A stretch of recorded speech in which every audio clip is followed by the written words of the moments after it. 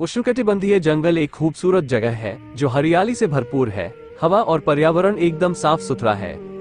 वहाँ एक छोटे लंबे कान वाला खरगोश रहता है। उसका नाम अनमोल है।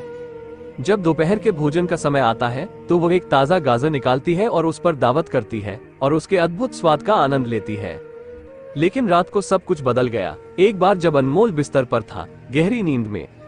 अगली सुबह जब खुद को मीठी गाजर खिलाने का समय आया, अनमोल को कुछ अपमानजनक बात नजर आई। बहुत बुरे आचरण वाले किसी व्यक्ति ने सीधे उसकी सब्जी के ढेर में कैंडी का रैपर फेंक दिया था।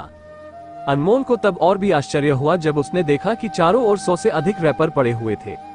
एक पल सोचने के बाद उसने कूड़े के रास्ते का अनुसरण करने का फैसला किया। निश्चित रूप से यह उसे सीधे बदमाश तक ले जाएगा।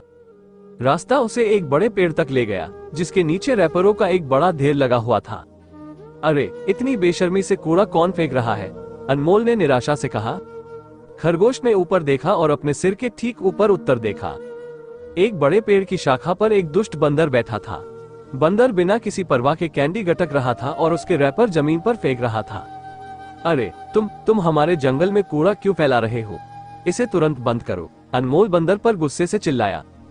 पता चलने पर बंदर डर गया। एक बड़े पेड़ की शाखा पर एक दुष्ट बंदर बैठा था।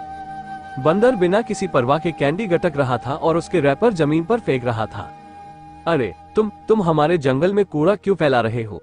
इसे तुरंत बंद करो, अनमोल बंदर पर गुस्से से चिल्लाया।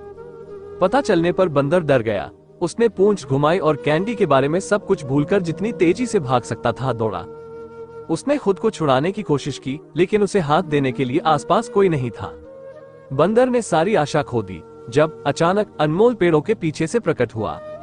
अरे बंदर, तुम्हारा इतना बुरा व्यवहार क्यों है? तुम्हें ऐसा क्यों लगता है कि तुम इस तरह चारों ओर कूड़ा फेंक सकते हो? बंदर के पास कहने के लिए कुछ नहीं था, इसलिए उसने शर्मिंदा होकर बस दूसरी ओर देखा। ठीक है, चिंता मत करो, अनमोल ने नर्म होते हुए कहा। मैं तुम्हें आजाद कर दूंगा, सब कुछ ठीक हो जाएगा। उसने बंदर को जमीन पर उतरने में मदद की और पूछा, अब क्या आप इतने दयालु होंगे कि सफाई करेंगे? ओह, बंदर को कितनी शर्मिंदगी महसूस हुई।